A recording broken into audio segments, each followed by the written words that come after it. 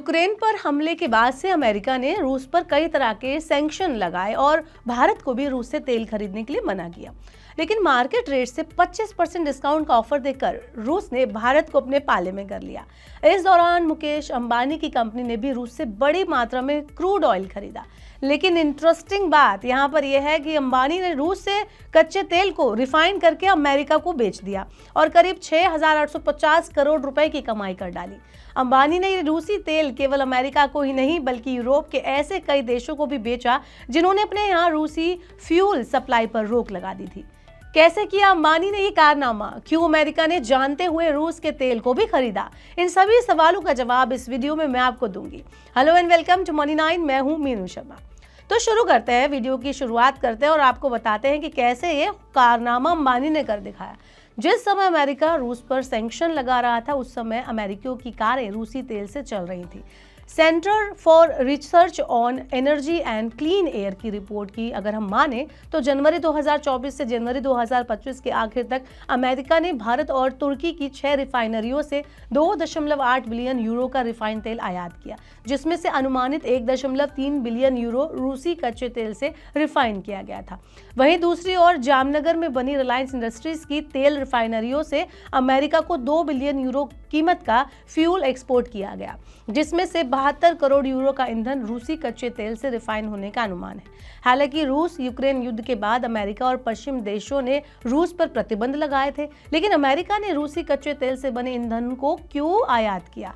तो इसका जवाब यह है कि इन प्रतिबंधों में रूसी कच्चे तेल की खरीद और उससे बने डीजल जैसे ईंधनों के एक्सपोर्ट पर रोक नहीं थी।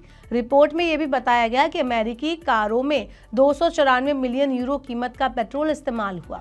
अनुमान के मुताबिक इस पेट्रोल से फ्लोरिडा की लगभग हर कार की टंकी भरी जा सकती है। रूस की सरकार के कुल बजट का 1/3 हिस्सा तेल और गैस निर्यात से मिले रेवेन्यू पर डिपेंड करता है। इसलिए पश्चिमी देशों का मानना था कि रूस पर प्रतिबंध लगाकर वो रूस यूक्रेन युद्ध को खत्म करने और बातचीत की टेबल पर दबाव बनाने में जो कामयाबी है उसे हासिल कर लेंगे। आपको बता दें कि गुजरात के वडीनार स्थित नायरा एनर्जी का ऑपरेशन रूसी कंपनी रोजनेफ्ट देखती है और यहां से 184 मिलियन यूरो कीमत का फ्यूल अमेरिका को एक्सपोर्ट किया जाता था, जिसमें से 124 मिलियन यूरो का फ्यूल रूसी क्रूड ऑयल से रिफाइन किया जाता था।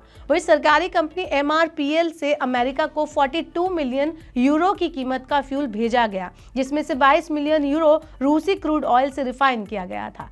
दरअसल रूसी क्रूड ऑयल पर पूर्ण रूप से प्रतिबंध नहीं लगाया गया है, बल्कि यूरोप, ऑस्ट्रेलिया और अमेरिका ने रूसी क्रूड ऑयल की कीमत पर मैक्सिमम $60 प्रति बैरल का कैप लगा दिया था, ताकि रूस महंगा तेल बेचकर ज्यादा कमाई ना कर सके। हाल ही में अमेरिकी कंपनी रोजनेफ्ट और रिलायंस इंडस्ट्रीज के बीच एक बड़ा समझौता हुआ, जिसमें दोनों के बीच लगभग 5 लाख बैरल प्रतिदिन क्रूड ऑयल की आपूर्ति करने को लेकर रजामंदी हुई। ये दोनों देशों के बीच अब तक का सबसे बड़ा ऊर्जा सौदा है। हालांकि ये 10 वर्षीय समझौता ग्लोबल सप्लाई का महज 0.5% है और आज की कीमत पर लगभग $13 बिलियन प्रति वर्ष है, यानी 11,322 करोड़ रुपए से ज्यादा का होगा। बहरहाल भले ही अमेरिका ने रूसी तेल पर प्रतिबंध लगाकर उसको कमजोर करने की कोशिश की है, लेकिन अमेरिका की ये कोशिश इंडियन इकोनॉमी की सेहत के लिए बूस्टर डोज का काम कर रही है, क्योंकि रूसी तेल खरीदने से जब दुनिया मना कर रही है तो रूस भारी डिस्काउंट पर इसे भारत और चीन को बेच रहा है। वहीं भारत भी मौके का फायदा उठाकर रूसी तेल के लिए भुगतान रुपए में कर रहा है। तो अब आप बताइए कि आपको क्या लगता है कि इससे जो अमेरिका ने रूस के साथ किया है और उसके तेल को खरीदने से मना किया, इससे भारत को फायदा जो हो रहा है वो कितना आगे तक आप उसको देख सकते हैं? आपको क्या लगता है, भारत को ये मौका भुनाना चाहिए या मना कर देना चाहिए? आप हमें कमेंट बॉक्स में बताएं और ऐसे और वीडियोस के लिए देखते रहिए मनी 9।